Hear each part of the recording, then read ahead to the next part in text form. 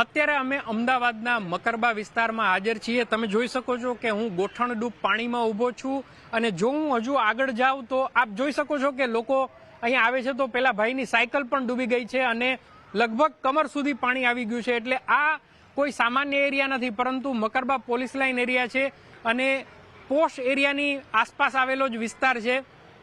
તો અહીંયા છેલ્લા કેટલા દિવસથી આ સ્થિતિ છે અને આગળ કઈ રીતે લોકો લઈ રહ્યા છે, જીવી રહ્યા છે, એ જાણીએ અહીંના સ્થાનિક લોકો પાસેથી। અચ્છા, કેટલા દિવસથી આવી સ્થિતિ છે અને તમારી ઘરની સ્થિતિ કેવી છે? ઘરની પરિસ્થિતિ ઘરમાં પાણી ભરાય, ગટર લાઈન કશું કરતા નથી ને પાણી ગટર ખોલી તો પાણી બધું ઉભરાઈ જશે, ગટર લાઈન શું બધું પાણી પાછું બહાર પડે છે અને બધા ઘરમાં પાણી ભરાઈ જાય છે અને જે ગટરનું પાણી છે ને સરકારી પંચાયત કઈ કશું કરતા નથી, ખાલી ખોલીને જતા રહે છે ને કશું કરતા બી નથી, ખાલી ફોટા પાડી જતા રહે ને કશું કરતા બી નથી। અચ્છા, તમે શું કહેશો? મારું કહેવું એક જ છે, આ છેલ્લા 4 દિવસથી આ પાણી ભરાયું છે પણ કોર્પોરેશન વાળા કોઈ જોવા આવતા નથી। આ 4 દિવસની વાત નથી, આ 15 વર્ષથી આ હાલ છે બધાનો અહીંયા ગાડી। અને તમે જુઓ બધાના ઘરમાં એટલું પાણી ભરેલું છે કે કોઈ બેસવાની જગ્યા નથી, કોઈ એની વ્યવસ્થા નથી ને કોઈ ગટરોની વ્યવસ્થા નથી। એટલે મારી વિનંતી છે કે તમે જુઓ અને આ હાલને કોઈ કરો, આનો નિકાલ લાવો કોઈ।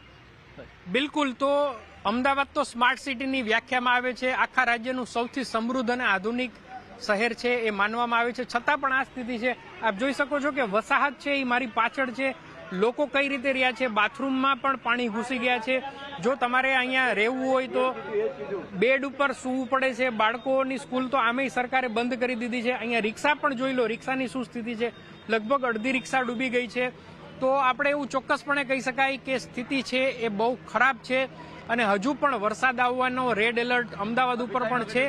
તો આપણે આશા રાખીએ કે આ વિસ્તારમાં નગર નિગમ છે એ પગલાં લે, અહીંયાથી જે જલભરાવ છે એને દૂર કરે અને લોકોના જીવનને પાછું સામાન્ય કરે। કેમેરામેન હારૂન છીપાની સાથે કેતન જોશી, અમદાવાદ।